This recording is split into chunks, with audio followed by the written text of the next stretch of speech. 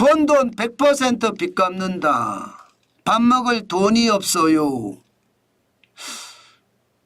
이게 사실일까요? 그런데 이런 사람이 얼마나 될까요? 진짜 많습니다. 여러분 이거 한번 보세요. 제가 지표가 나올 때마다 그 지표에 대해서 진짜 놀라는데 여러분 보시는 것처럼 평균 연소득의 100% 이상을 원리금 상환에 쓴다 하는 사람이 157만 명이에요. 전체 말입니다. 1972만 명 중에 157만 명. 뭐 157만 명 하니까 많아 보이지는 않죠. 그러나 157만 명이면 어마어마한 숫자예요. 문제는 평균 연소득의 100% 이상을 원리금 상환에 쓰잖아요. 번 돈 있잖아요. 그대로 쓴다는 얘기예요. 야, 충격적이지 않을까요? 번 돈 그대로 원리금 상환, 원금과 이자 갚는 데 쓰면 생활은 뭘로 하죠?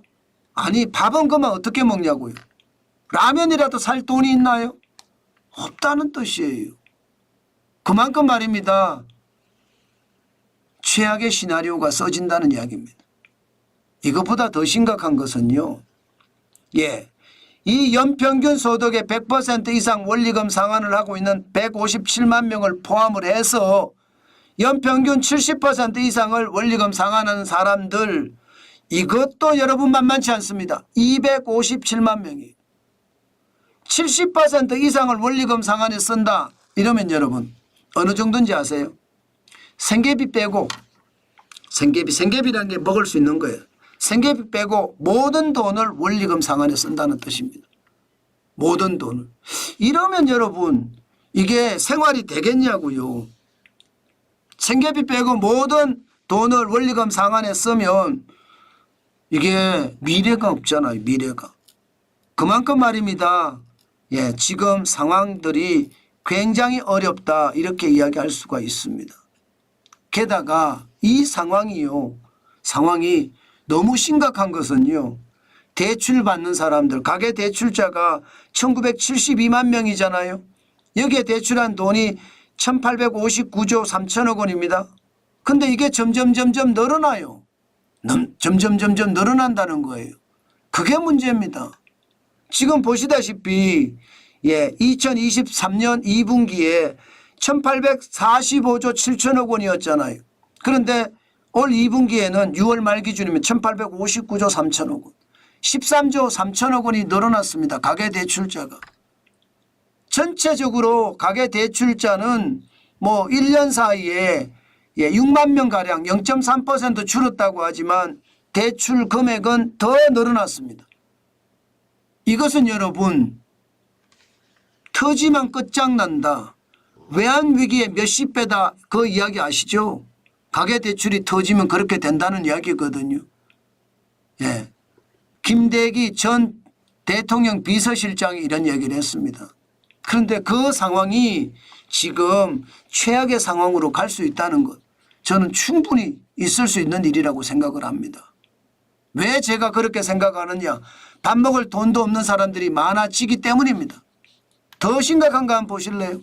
가계대출자 중에 다중채무자 대출 잔액을 보면 많이 줄긴 줄었어요. 557조 3천억까지.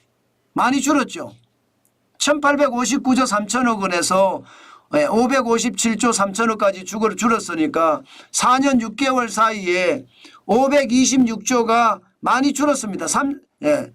526조가 6% 늘어나서 31조 3천억 원이 늘어났거든요. 그런데 2021년 602조 6천억 원에 대비해 보면 많이 줄었잖아요. 굉장히 많이 줄었죠.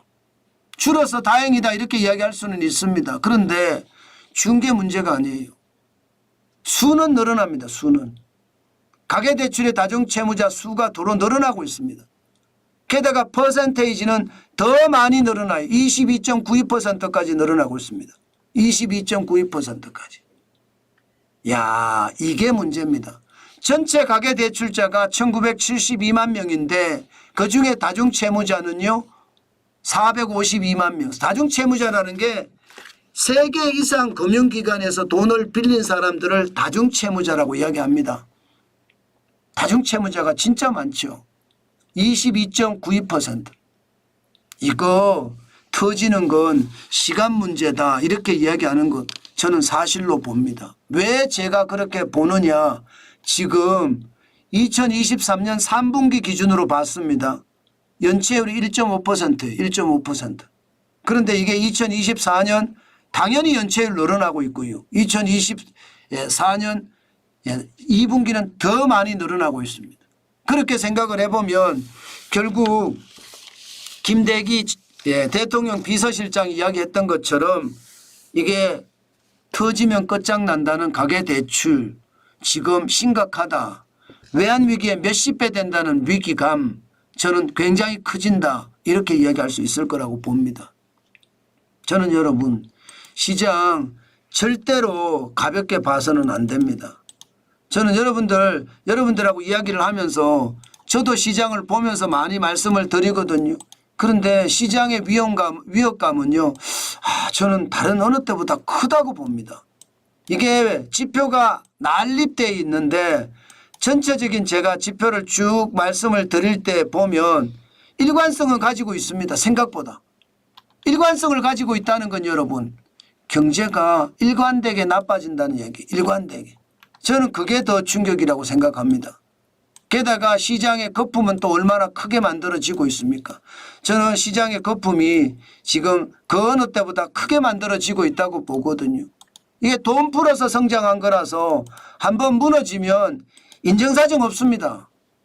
제가 계속 말씀을 드리지만 이게 부채, 돈 풀어서 쌓은 것은 모래 위에 성을 짓는 것과 저는 진배 없다고 생각하는 사람이에요. 그 정도로 시장의 위협 저는 충분히 있다고 보거든요. 때문에 그 어느 때보다 여러분 요즘 시장은 진짜 경계감을 가지고 대응을 해야 되겠다. 그 말씀을 제가 계속 강조해 드리고 있는 겁니다. 그만큼 정환진 TV와 함께 하면요. 많이 좋아질 수 있다는 거 다시 한번 말씀 올리겠습니다. 아셨죠 여러분? 조심하셔야 된다는 거 진짜 다시 한번 강조하고 또 강조합니다.